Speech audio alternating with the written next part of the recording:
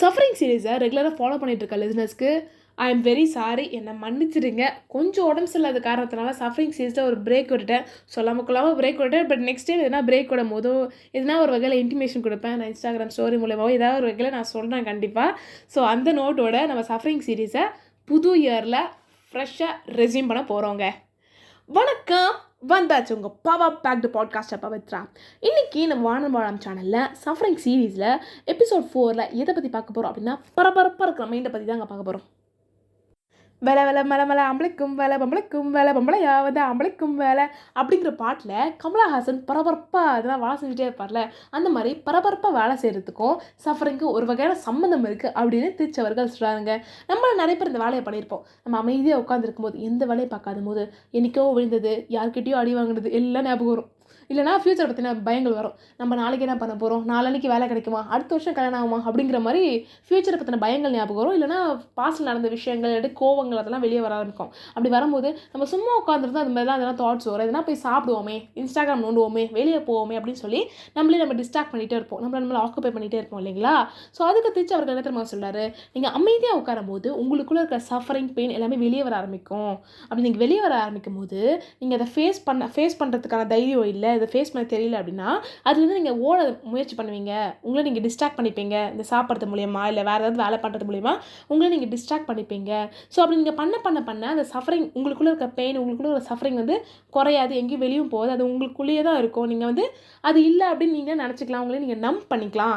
But still அது உங்களுக்குள்ளே இருந்துட்டு தான் இருக்கும். நீங்கள் அதை டீல் பண்ணாத வரைக்கும், அதுக்கான அட்டென்ஷனை கொடுக்காத வரைக்கும் அது உங்களுக்குள்ளேயே தான் இருக்கும். அது உங்களை அட்டென்ஷனை எதிர்பார்த்துட்டே தான் இருக்கும் அப்படிங்கிற மாதிரி அவர் சொல்கிறாரு.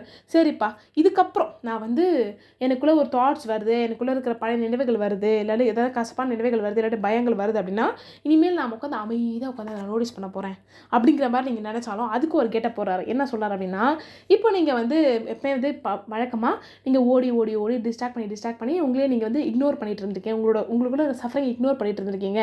ஸோ இப்போ நீங்கள் அமைதியாக உட்காந்து உங்கள் பாடி கூட கனெக்ட் ஆகி இங்கே இருந்தீங்கன்னா உங்களுக்குள்ளே இருக்க சஃபரிங் ரொம்ப இன்டென்ஸாக தெரிய வாய்ப்புகள் இருக்குது, ரொம்ப பெயின்ஃபுல்லாக இருக்க வாய்ப்புகள் இருக்குது அப்படிங்கிற மாதிரி சொல்கிறார். நீங்கள் இப்படி போட்டாலும் கேட்டு போடுறீங்க, அப்படி போனாலும் கேட்டு போகிறீங்க, அப்போ நான் என்ன தாங்க பண்ணுறது அப்படிங்கிற மாதிரி ஒரு கேள்வி வருது இல்லைங்களா. ஸோ அதுக்கு திருச்சவர்கள் ஒரு விஷயத்த சொல்கிறார். என்ன சொல்கிறார் அப்படின்னா, முதல்ல நீங்கள் என்ன பண்ணணும் அப்படின்னா பரபரப்பாக ஓடுறதை நிறுத்திட்டு அமைதியாக இருங்க. அதுக்கப்புறம் உங்களுக்குள்ளே இருக்க சஃபரிங்கை ரெக்கக்னைஸ் பண்ணுங்கள் அப்படின்னு சொல்கிறாரு. இப்படி நீங்கள் அமைதியாக உட்காரும்போது உங்கள் பாடிக்கான கரெக்டாக இருக்கும்போது உங்களுக்குள்ள இருக்கிற கோபம், கவலை எல்லாமே பதட்டம் அப்படிங்கிறதுலாம் வெளியே வர வாய்ப்புகள் இருக்குது அப்படிங்கிற மாதிரி சொல்கிறார். அப்படி வெளியே வரும்போது அது எல்லாமே உங்களோட தவிப்புகளோட வெளிப்பாடு தான், அவங்களோட சஃபரிங்கோட ஃபீலிங்ஸாக அப்படிங்கிறத ஃபஸ்ட்டு ரெக்கக்னைஸ் பண்ணுங்கள் அப்படிங்கிற மாதிரி சொல்கிறார்.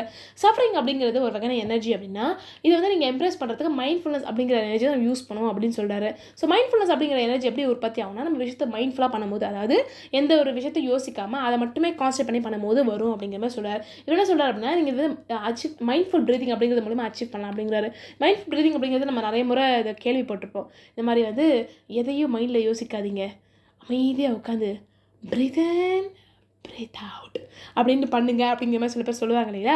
ஸோ இதுதான் மைண்ட்ஃபுல் ப்ரீத்திங் அப்படிங்கிற விஷயம். ஸோ அதை அந்த பிரெத்தை நீங்கள் ஃபுல்லாக மைண்ட்ஃபுல்லாக, அதாவது உங்கள் மைண்டை ஃபுல்லாக அங்கே தான் வச்சு எந்த ஒரு விஷயத்தையும் யோசிக்காமல் கான்சன்ட்ரேட்டாக பண்ணுறீங்க இல்லையா. ஸோ அந்த மாதிரி நீங்கள் பண்ணும்போது உங்களுக்குள்ள ஒரு எனர்ஜி உற்பத்தி ஆகும். அந்த எனர்ஜி வச்சு உங்களுக்குள்ள இருக்கிற சஃபரிங்கை நீங்கள் எம்ப்ரேஸ் பண்ண முடியும், உங்களுக்கு ஒரு கவலையை காட்டி அணைக்க முடியும் அப்படிங்கிற மாதிரி சொல்கிறார். என்ன சொல்கிறார் அப்படின்னா, அந்த எனர்ஜியை வச்சு உங்கள் சஃபரிங் கிட்ட காலை வணக்கம் கவலையே, என் தவிப்பே, நீ இருக்க அப்படிங்கிறது எனக்கு தெரியுது, கவலைப்படாத நான் இருக்கேன் அப்படின்னு உங்களோட சஃபரிங் கிட்ட அன்பான வார்த்தைகளை சொல்ல முடியும் அப்படின்னு சொல்கிறாரு. உங்களுக்குள்ள சஃபரிங் எப்படி ஹேண்டில் பண்ணணும் அப்படின்னா, ஒரு அம்மா தான் தவிக்கிற குழந்தைய எப்படி ஜட்ஜ்மெண்ட் இல்லாமல் ஹேண்டில் பண்ணுறாங்களோ அதே மாதிரி உங்களுக்குள்ளே இருக்கிற கவலைகளை உங்களுக்குள்ளே இருக்கிற தவிப்புகளை ஜட்ஜ்மெண்ட் இல்லாமல் ஹேண்டில் பண்ணணும் அப்படிங்கிற மாதிரி அவர் சொல்கிறார்.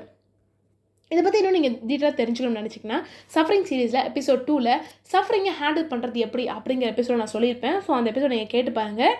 கேட்டு பார்த்துட்டு கமெண்ட்ஸ் இருந்துச்சுன்னா தாராளமாக எனக்கு தாராளமாக நீங்கள் ஷேர் பண்ணலாம். ஸோ ஆன் த ஹோலாக இவர் என்ன சொல்கிறார் அப்படின்னா, உங்களுக்குள்ள ஒரு நெகட்டிவ் தாட் வருது, இல்லாட்டி ஒரு பதட்டம், பயம், அந்த மாதிரி எதனா ஒரு விஷயம் வருது அப்படின்னா ஃபஸ்ட்டு அதுலேருந்து எஸ்கேப் ஆக ட்ரை பண்ணாதீங்க, டிஸ்ட்ராக்ட் ஆகாதீங்க, அது என்ன அப்படிங்கிறத ரெக்கக்னைஸ் பண்ணுங்கள். அப்படி பண்ணுறது மூலிமா உங்களால் ஈஸியாக இது பண்ண முடியும் அப்படின்னு சொல்கிறாரு. ஸோ அப்போ உங்களுக்குள்ள ஒரு கேள்வி வரலாம், அப்போ எனக்கு ஃபிசிக்கல் சஃபரிங், அதாவது கைவலி, கால்வலி, முதுகுவலி, மூட்டு வலி போன்ற ஃபிசிக்கல் சஃபரிங் வரும்போது அப்போ நான் உட்காந்து ரெஸ்ட் எடுத்தால் சரியாக போடுமா?